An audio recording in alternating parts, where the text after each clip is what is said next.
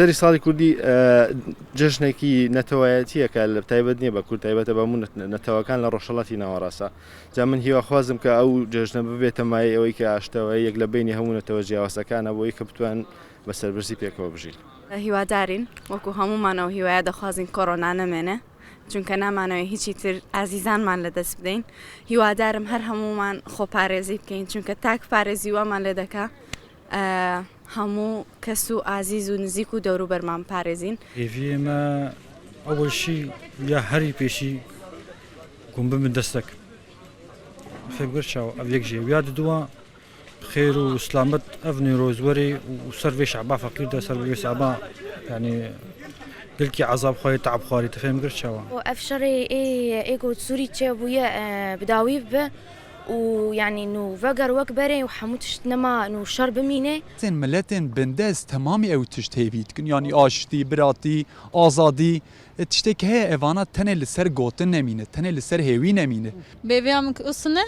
برا نوروز مره حضور بينه ان شاء الله دلي خلقي قرش وشاد دبتوا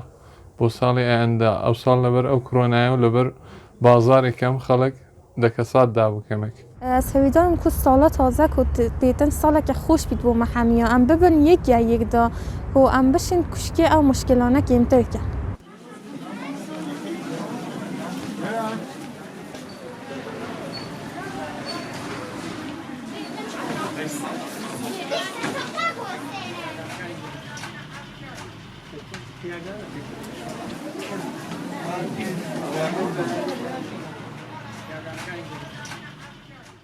بەدڵنیاییەوە تەسیری هەیە لەسەرەوە چونکە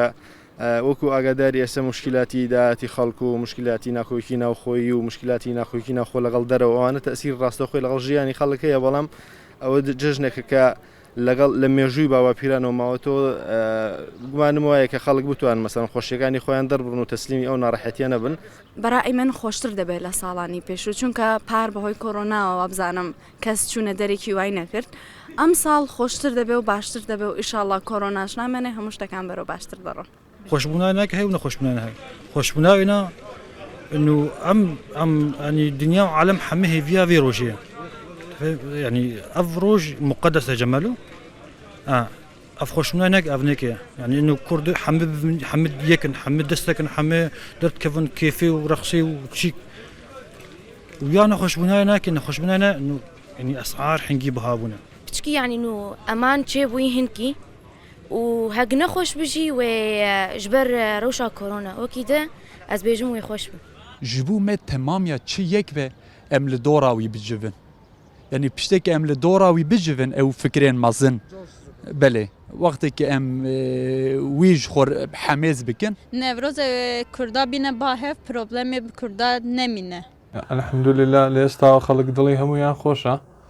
وردە خەڵک دێن بازاری شتی دەکردن بۆ ساڵی ئاینده یعنی بۆ نەورۆزی تازە در کل سالێک خوش دەرباس نبوو از هەویدارم کو ساڵ تازە ڕێدا و تێتن ساڵێک بیتن کو ئەو نەخۆشیە کۆرۆنای بین بچیتن ئەو مەسائل اقتصادی کمتر بن و کورد ئەم هەموو ببنە بەرەوە و گەیەکدا بژین و نۆبەندە خۆ گە کل دنیای خۆشکە